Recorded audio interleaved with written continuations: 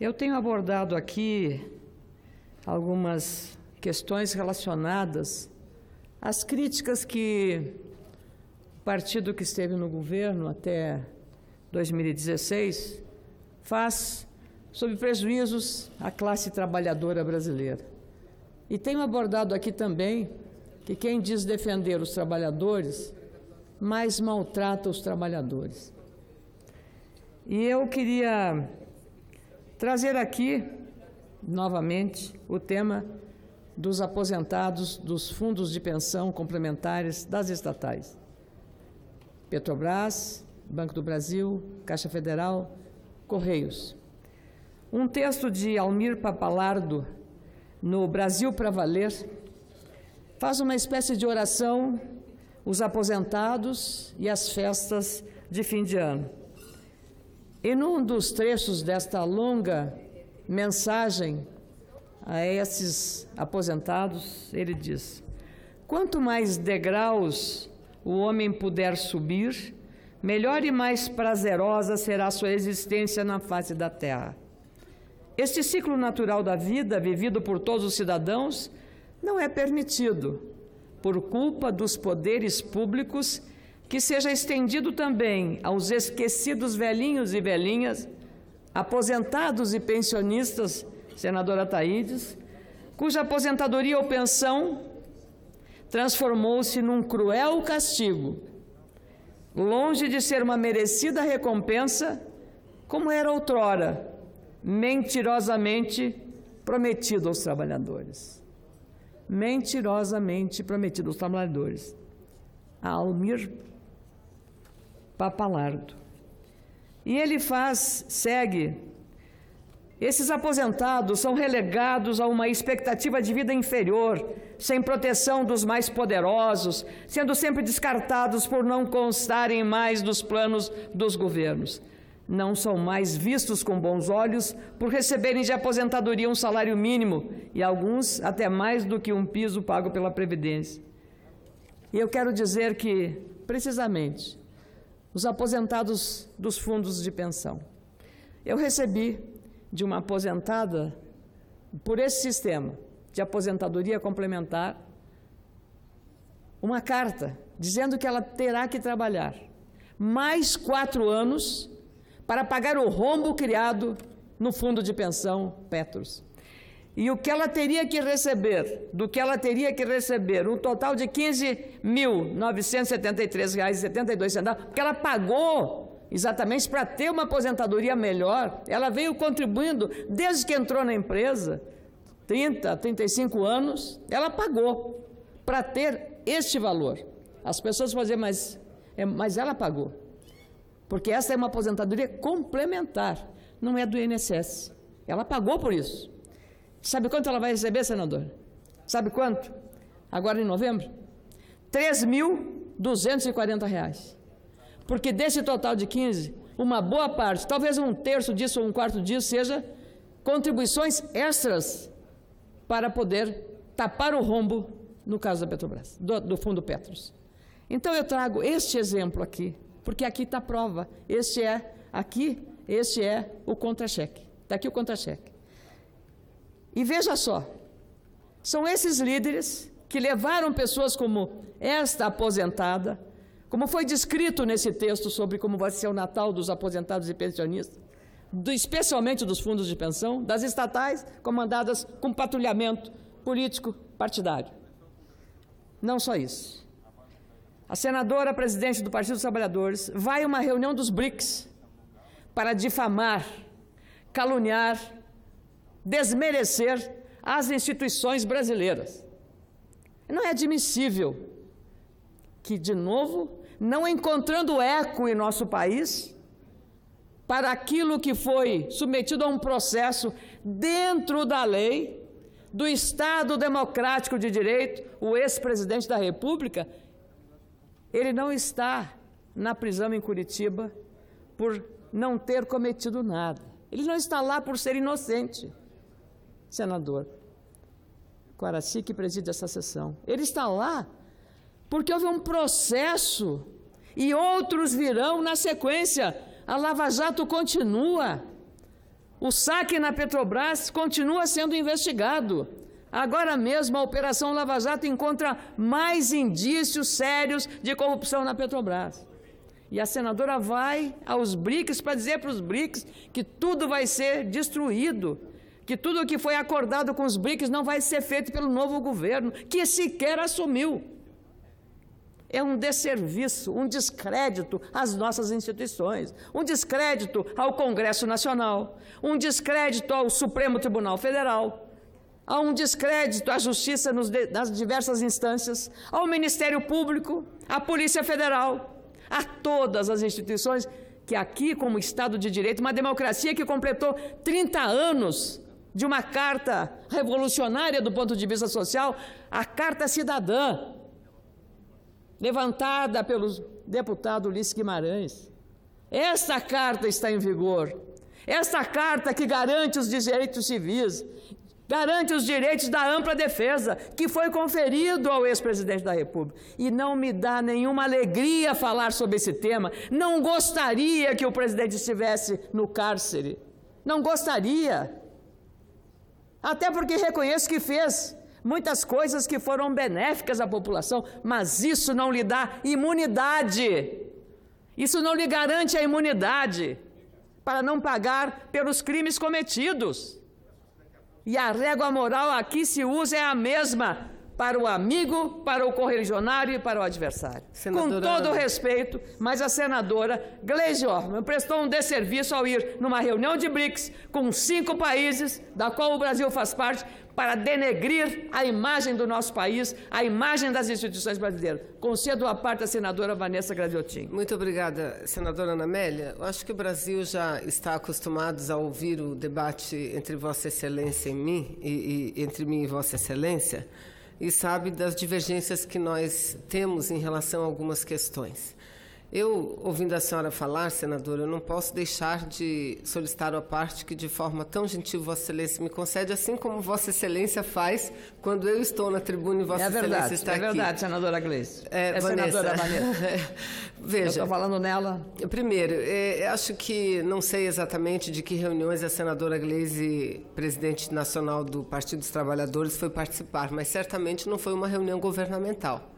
Deve ter sido uma das tantas reuniões políticas paralelas que ocorrem, senadora Ana Amélia, dentro desses fóruns, em momentos em que esses fóruns se realizam. Segundo, em relação ao presidente Lula, quando Vossa Excelência fala da corrupção na Petrobras, do problema sério que o Brasil vive em relação à corrupção, Vossa Excelência tem razão. Agora, o presidente Lula não está preso por causa disso. Foi o próprio juiz Sérgio Moro que disse, não tem nada a ver com Petrobras, nada. Na primeira decisão, nada a ver. O presidente Lula está preso porque foi condenado num processo por ter recebido um apartamento. Senadora, que nunca foi de propriedade dele. Então, nós vamos continuar com essa pendência. Aliás, ontem, a turma do Supremo Tribunal Federal iniciou um julgamento de um pedido do habeas corpus ao presidente Lula e parou. Deve continuar posteriormente. E por que o pedido do habeas corpus? Porque, mais uma vez, o presidente Lula, através dos seus defensores, pede liberdade, pede anulação de um processo que lhe condenou sem nenhuma prova, sem nenhum fato específico, Então, senadora, eu cumprimento Vossa Excelência, mas não posso deixar aqui também de colocar este lado. O presidente Lula, não só na visão da senadora Gleisi, mas de todos aqueles que acompanham com os detalhes, que acompanharam e continuam acompanhando o processo do presidente Lula com detalhes, sabe que ele foi condenado injustamente, é sem dúvida nenhuma um preso político. Senadora Vanessa, com todo respeito a Vossa Excelência, e entendo a senhora defender com ardor seu líder político, porém, senadora Vanessa Gradiotin, é inacreditável que num processo desses, todas as instâncias do sistema jurídico brasileiro tenham chegado à mesma conclusão. Porque uma denúncia nasce com uma investigação, nasce com uma prova, com um testemunho, com o encaminhamento da denúncia feita pelo Ministério Público, que é a instância que está julgando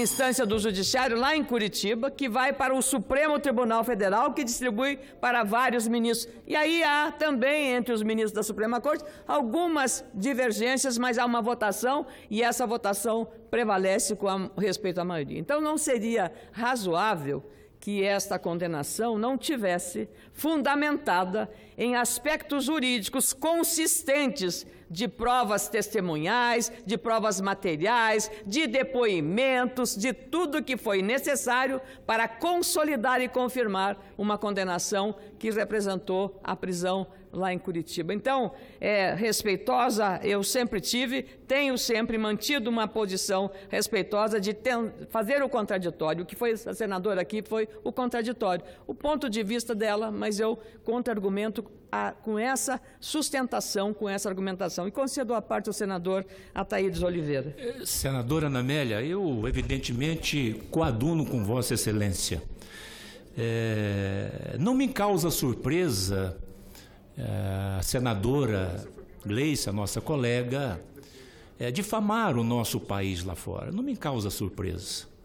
Porque o que eles fizeram com o nosso povo e com o nosso país é relevante a conversa lá fora. Agora, com relação ao ex-presidente Lula, eu disse em 2016 que era um caso de polícia e que eu não tratava mais sobre esse assunto. Mas, como se diz no ditado popular, o diabo mora nos detalhes. O caso do triplex é só um detalhe. O caso da Petrobras virá, e tantos outros crimes cometidos por esse senhor, nosso ex-presidente Luiz Inácio Lula da Silva. Quero parabenizar Vossa Excelência pelo seu discurso. Muito obrigado, senador Ataídes. Aliás, para quem se deu ao trabalho de ler a colaboração premiada e o depoimento de uma das figuras mais próximas do poder, foi o coordenador da campanha de Lula e foi ministro-chefe da Casa Civil de Dilma, o senhor Antônio Palocci. Talvez a pessoa que tenha maior conhecimento e maior vivência de tudo que foi feito, senador Eduardo Braga, feliz aniversário também por Vossa Excelência, de tudo que foi feito nessa gestão. Antônio Palocci. Não dá para desprezar, não dá para desconhecer, não dá para desqualificar essa testemunha. Antônio Palocci é uma das figuras mais importantes no núcleo duro do poder. E é preciso prestar atenção, porque ele foi multado em 10 milhões de dólares, já pagou, e agora tem mais 10, serão 20 milhões de dólares. É uma dinheirama sem tamanho. É uma dinheirama, senador, que daria para fazer quantas escolas, quantos hospitais, quantas viaturas para a polícia, quanta coisa seria relevante fazer para essa gastança desenfreada pelo apetite, pela dominação e pelo poder. Simples assim. Triste assim. Mas não me dá nenhuma alegria de vê-lo preso. Não me dá. Falo aqui, vou lhe dizer sinceramente, triste porque o nosso país, por outro lado, ao ver isto, que a lei não é boa para uns e ruim para outros. A lei, pela primeira vez com a Lava Jato, está sendo igual para todos.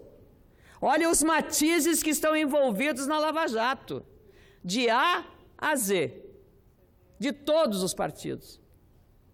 E podem também já dizer, o seu partido, senadora, também não tenho preferência por pessoas que tenham cometido corrupção. Todos precisam serem julgados da mesma forma, senador. Assim é a justiça divina, assim é a justiça dos homens. Todos são iguais perante a lei. Não é porque é rico ou porque é pobre. O rico pode se defender mais. Não, hoje a Lava Jato teve uma régua para mostrar no mesmo padrão de combater a criminalidade. E eu queria apenas encerrar aqui, brevemente, senador, tenho 5 minutos, para dizer que agora falo daquilo que eu preciso fazer para os meus eleitores lá no Rio Grande do Sul, lá na minha Lagoa Vermelha, com muito carinho, uma cidade no nordeste do Rio Grande do Sul, Campos de Cima da Serra, a terra do melhor churrasco do mundo, e não é propaganda enganosa, podem ter certeza, é verdade. E eu queria dizer que, com muito... O senhor é testemunha disso, senador Guaraci, o senador Ronaldo Caiado também invoca o testemunho dele aqui, para dizer que estou encerrando um mandato de 8 anos, onde aprendi muito mais nesses 8 anos como senadora do que em 40 anos como jornalista. E aprendi mais numa campanha eleitoral de 2 meses e meio sobre a natureza humana do que em toda a minha vida. Mas essa escola chamada Senado me mostrou que a política é uma das coisas mais bonitas, uma das coisas melhores, porque eu produzi aqui, nesse tempo, 5 leis. 5 leis que estão em vigor, de um total de 144 leis propostas por mim. 5 delas estão em vigor.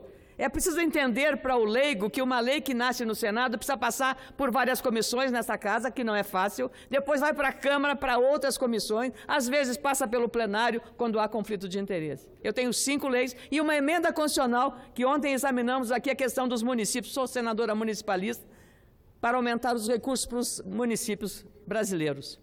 O meu estado, que tem quase 500 municípios, 497 precisamente, eu queria dizer que recebeu o meu estado um total, nesse período, de emendas parlamentares, 181 milhões de reais para 452 municípios, quase a totalidade deles atendidos, e 155 hospitais do Rio Grande do Sul receberam emendas também, nesse total de 181 milhões.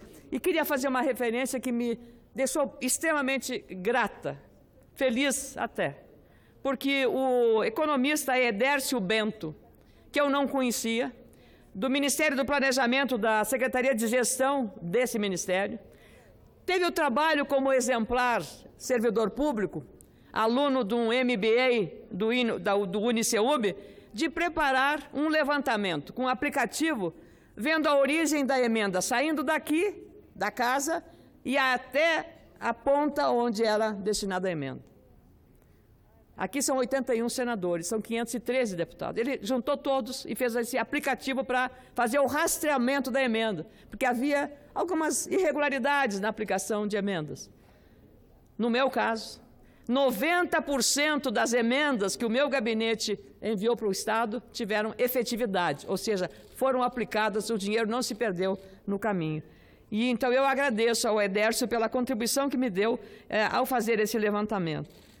Além das 144 projetos, eu relatei 480 projetos. 480 projetos de lei foram relatados por mim. Mas talvez tão significativo quanto isso, eu fiz uma economia de 10 milhões e meio de reais no gabinete nesses 8 anos. Como? 8 milhões e meio relativos à economia de 70% da verba indenizatória que eu tinha direito. 70%. Gastei apenas 30%. E mais 2 milhões e meio, 8 milhões dava isso, mais 2 milhões e meio relativo à não dotação no gabinete de servidores, na área do quadro de pessoal. Então a economia foi de um total de 10 milhões e meio de reais em 8 anos de mandato. Ou seja, é possível produzir bastante com uma economia de recursos, que é o recurso escasso que falta à população. Então eu queria trazer isso aqui para dizer também que eu devo sim ao meu gabinete, aos meus amigos, aos meus servidores do gabinete, liderados pelo Marco Aurélio Ferreira e toda a equipe do gabinete em todas as áreas. Eu compartilho com eles esses resultados, que uma liderança não pode sozinha fazer tudo. Ela precisa de uma equipe comprometida, de uma equipe zelosa, de uma equipe que pensa no Brasil, que pensa no Rio Grande. Eu sou senadora do Rio Grande, porque é assim que a política deve ser construída.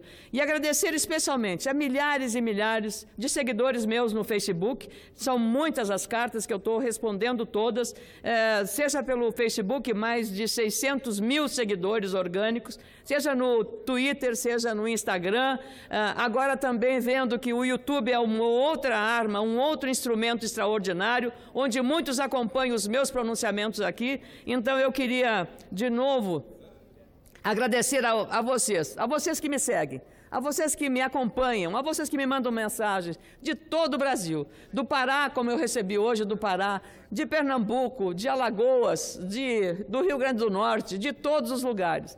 É gratificante encerrar o mandato sabendo que boa parte dos parlamentares que se elegeram, Senado e Câmara, foram ao meu gabinete saber quais os métodos de gestão que o meu gabinete utiliza para ter esses resultados. Talvez isso seja o melhor reconhecimento. E quero também agradecer a todos aqui do Senado Federal e vendo também a colaboração das diversas comissões, senador Ataídes Oliveira. Nós tivemos, junto com Vossa Excelência, no TFC, no comprometimento das matérias de interesse do país. Hoje tivemos uma audiência importante de um projeto de minha autoria sobre a questão dos devedores contumazes. Não são os devedores que eventualmente têm um problema, são devedores contumazes, aqueles que fazem de dever uma espécie de religião para sonegar e para trair a real concorrência comercial, industrial ou qualquer outra. Então, vou continuar perseguindo o ideal de fazer disso uma boa política. Entro, como Vossa Excelência, pela porta da frente, saio pela porta da frente, mas o mais importante, entrei, ficha limpa e saio daqui, ficha limpa. Muito obrigada, presidente.